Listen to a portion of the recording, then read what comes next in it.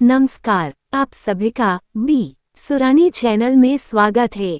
कहानियों का सिलसिला ऐसे ही चलता रहे।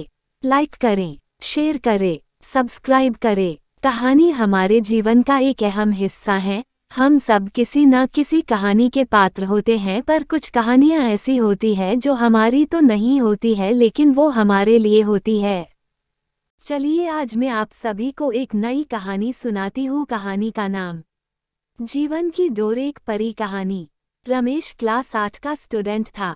वह जब क्लास में होता तब बाहर खेलने के बारे में सोचता, और जब खेलने का मौका मिलता तो वो कहीं घूमने के बारे में सोचता।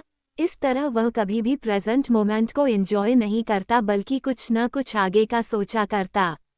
उसके घर वाले और दोस्त भी उसकी इस आदत से परेशान थे। एक बार रमेश अकेले ही पास के जंगलों में घूमने निकल गया। थोड़ी देर चलने के बाद उसे थकान हो गई और वह वहीं नर्म घासों पर लेट गया। जल्द ही उसे नींद आ गई और वह सो गया।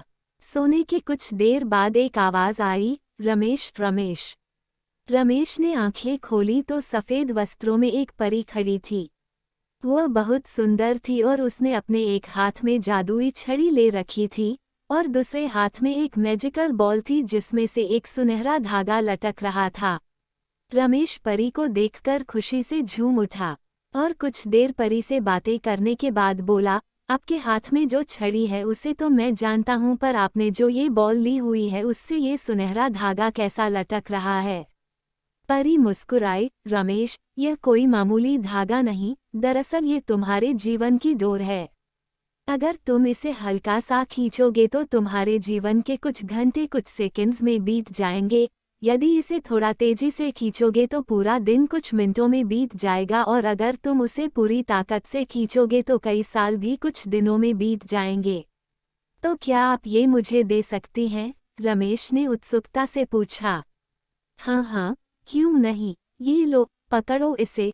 पर ध्यान रहे, एक बार अगर समय में तुम आगे चले गए तो पीछे नहीं आ सकते। परी ने जीवन की डोर रमेश के हाथों में थमाते हुए कहा और फौरन अदृश्य हो गई। अगले दिन रमेश क्लास में बैठा खेलने के बारे में सोच रहा था, पर टीचर के रहते वो बाहर जाता भी तो कैसे। तभी उसे परी द्वारा दी गई सुनहरे धागों वाली बॉल का ख्याल आया। उसने धीरे से बॉल निकाली और डोर को जरा सा खींच दिया। कुछ ही सेकंड्स में वह मैदान में खेल रहा था। वह मजा आ गया, रमेश ने मन ही मन सोचा। फिर वो कुछ देर खेलता रहा, पर मौजूदा वक्त में ना जीने की अपनी आदत के अनुसार वह फिर से कुछ ही देर में ऊब गया और सोचने लगा, ये बच्चों की तरह जीने में कोई मजा नहीं है, क्यों न मैं अपने जीवन की डोर को खींचकर जवानी में चला जाऊं। और झटपट उसने डोर कुछ तेजी से खींच दी। रमेश अब एक शादीशुदा आदमी बन चुका था और अपने 2 प्यारे प्यारे बच्चों के साथ रह रहा था।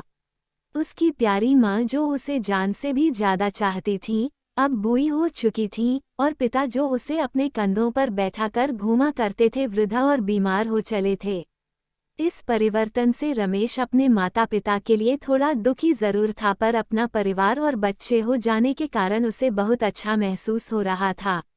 1-2 महीनों सब ठीक ठाक चला, पर रमेश ने कभी अपने वर्तमान को आनंद के साथ जीना सीखा ही नहीं था। कुछ दिन बाद वह सोचने लगा, मेरे ऊपर परिवार की कितनी जिम्मेदारी आ गई है। बच्चों को संभालना इतना आसान भी नहीं, ऊपर से ऑफिस की टेंशन अलग है। माता पिता का स्वास्थ्य भी ठीक नहीं रहता। इससे अच्छा तो मैं रिटायर हो जाता और आराम की जिंदगी जीता। और यही सोचते सोचते उसने जीवन की डोर को पूरी ताकत से खींच दिया। कुछ ही दिनों में वह एक 80 साल का वृद्ध हो गया। अब सब कुछ बदला चुका था। उसके सारे बाल सफेद हो चुके थे, झुर्रियां लटक रही थीं। उसके माता पिता कब के उसे छोड़कर जा चुके थे, यहाँ तक कि उसकी प्यारी पत्नी भी किसी बीमारी के कारण मर चुकी थी। वह घर में बिल्कुल अकेला था, बस कभी कभी दूसरे शहरों में बसे उसके बच्चे उससे बात कर लेते। लाइफ में पहली बार रमेश को एहसास हो रहा था कि उसने कभी अपनी जिंदगी को एंजॉय नहीं किया। उसने न स्कूल डेज में मस्ती की, न कभी कॉलेज का मुंह देखा। वह न कभी अपनी पत्नी के साथ कहीं घूमने गया और न ही अपने माता पिता के साथ अच्छे पल बिताए। यहाँ तक कि वो अपने प्यारे बच्चों का बचपन भी ठीक से नहीं देख पाया। आज रमेश बेहद दुखी था। अपना बीता हुआ कल देखकर वह समझ पा रहा था कि अपनी बेचैनी और व्याकुलता में उसने जीवन की कितनी सारी छोटी छोटी खुशियां यूं ही गंवा दी। आज उसे वो दिन याद आ रहा था जब परी ने उसे वो मैजिकल बॉल दी थी। एक बार फिर वह उठा और उसी जंगल में जाने लगा और बचपन में वह जिस जगह परी से मिला था वहीं मायूस बैठ अपने आंसू बहाने लगा। तभी किसी की आवाज आई, रमेश रमेश। रमेश ने पलटकर देखा तो एक बार फिर वही परी उसके सामने खड़ी थी। परी ने पूछा, क्या तुमने मेरा स्पेशल गिफ्ट एंजॉय किया? पहले तो वो मुझे अच्छा लगा, पर अब मुझे उस गिफ्ट से नफरत है। रमेश क्रोध में बोला, मेरी आंखों के सामने मेरा पूरा जीवन बीत गया और मुझे इसका आनंद लेने का मौका तक नहीं मिला। हाँ, अगर मैं अपनी जिंदगी नॉर्मल तरीके से जीता तो उसमें सुख के साथ दुख भी होते, पर मैजिकल बॉल के कारण मैं उनमें से किसी का भी अनुभव नहीं कर पाया। मैं आज अंदर से बिल्कुल खाली महसूस कर रहा हूँ। मैंने ईश्वर का दिया ये अनमोल जीवन बर्बाद कर दिया। रमेश निराश होते हुए बोला, ओह, तुम तो मेरे तोहफे के शुक्रगुजार होने की बजाय उसकी बुराई कर रहे हो। खैर, मैं तुम्हें एक और गिफ्ट दे सकती हूँ। बताओ क्या चाहिए तुम्हें? परी ने पूछा। रमेश को यकीन नहीं हुआ कि उसे एक और वरदान मिल सकता है। वो खुशी से भावुक होते हुए बोला, मम मैं फिर से वही पहले वाला स्कूल बॉय बनना चाहता हूँ। मैं समझ चुका हूँ कि जीवन का हर एक पल जीना चाहिए। जो अभी को कोसता है वो कभी खुश नहीं हो पाता, उसका जीवन खोखला रह जाता है। प्लीज प्लीज मुझे मेरे पुराने दिन लौटा दो। प्लीज प्लीज प्लीज न। तभी एक आवाज आती है, उठो बेटा, तुम यहाँ इन जंगलों में कैसे आ गए, और ये सपने में? प्लीज प्लीज क्या बड़बड़ा रहे थे?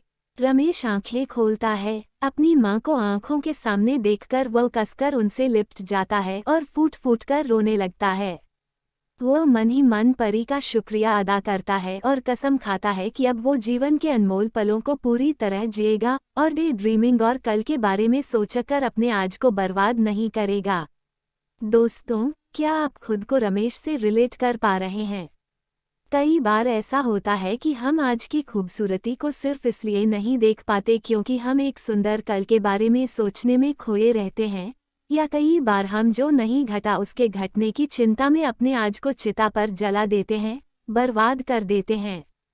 हमें ऐसा नहीं करना चाहिए। खुशियों के छोटे छोटे पलों को पूरी तरह जीना चाहिए। जीवन की डोर एक बार खींच जाती है तो फिर लौटकर नहीं आती।